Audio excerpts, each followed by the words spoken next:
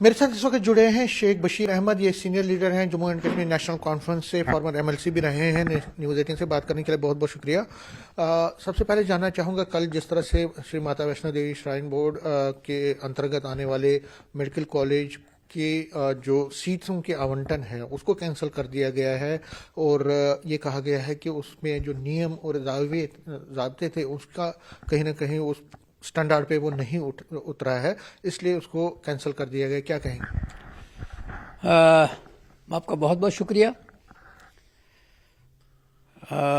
Medical college तो पहले खोला, सारी चीज़ें हो गई। अब कैसे पता लगा कि इसका चूँकि स्टैंडर्ड वो नहीं है?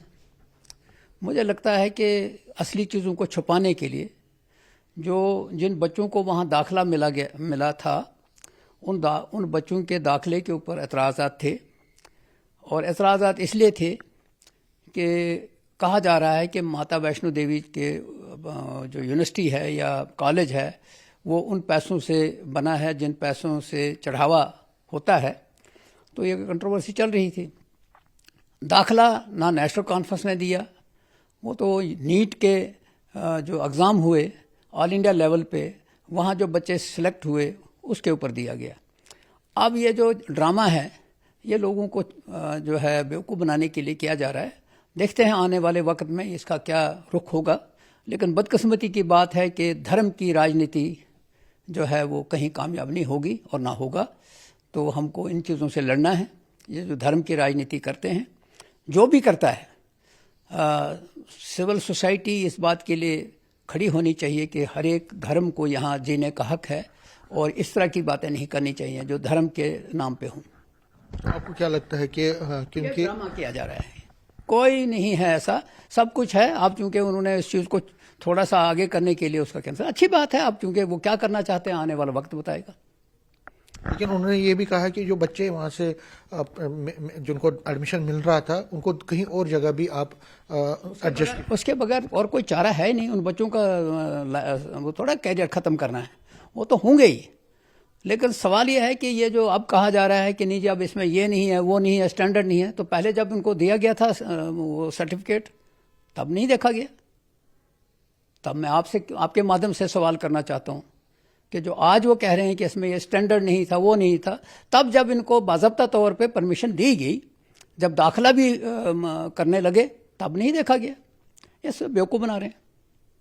क्या लगता है कि जो ये हुआ है ये क्या एक डेंजरस ट्रेंड करता है कि एक इसलिए कैंसिल किया गया है कि एक ही कम्युनिटी के लोग वहाँ पे ज़्यादा? बिल्कुल, मैं एक ही कम्युनिटी के हूँ या सब कम्युनिटी, जो स्टैंडर्ड्स हैं ऑल ओवर इंडिया कि भाई ऑल ओवर इंडिया एग्ज़ाम हुए, किन बच्चों को कहाँ भेजा गया, तो इस तरह के इस चीज़ को इससे तवज्जो हटाने के लिए किया गया है। तो मैं समझता हूँ कि वो जाने वो क्या करना चाहते हैं, लेकिन गलत है, क्योंकि ये जो इस तरह की राजनीति है ये कहीं नहीं पहुँचाएगी।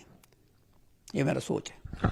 सर, एक और इशू है बांग्लादेश में जो हो रहा है, और कल उमर अब्दुल्ला साहब से जब हमने पूछा कि बांग्लादेश में, तो उन्होंने कहा कि जो खिलाड़ी को वहाँ से, बांग्लादेश के खिलाड़ी को केकेआर से निकाला गया है, आईपीएल जो खेल रहा था, ये गलत चीज़ है, उसका क्या कसूर था?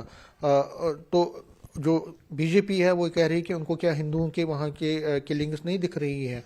हालांकि उमर साहब ने कहा कि अगर वहाँ किलिंग्स हो रही हैं तो खिलाड़ी का क्या कसूर है, तो उस पर बड़ी राजनीति हो रही है। देखिए, पहली चीज़ ये है कि गेम जब खेलते हैं हम, तो पाकिस्तान के साथ बुरे हालात भी थे, लेकिन गेम्स खेलते रहे, क्रिकेट खेलते रहे। तो बांग्लादेश में जो हालात हुए नहीं होने चाहिए थे, लेकिन अगर वो हो गए तो उसमें उन प्लेयरों का क्या कसूर है? उनका क्या कसूर है? क्या है? मुल्क दूसरा है और वहाँ से जो प्लेयर है, अगर यहाँ कोई ऐसी बात हो जाती है तो उसके प्लेयर को सज़ा दी जाए तो शायद गलत है।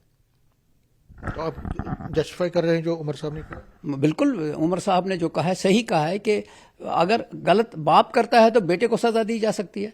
अगर वहाँ कोई चीज़ हो रही है तो उसको अगर प्लेयर फिट है तो उसको क्यों आप डिस्क्वालीफाई कर रहे हैं? कैमरामैन चांद के साथ में समीर भट्ट, न्यूज़ 18 जम्मू।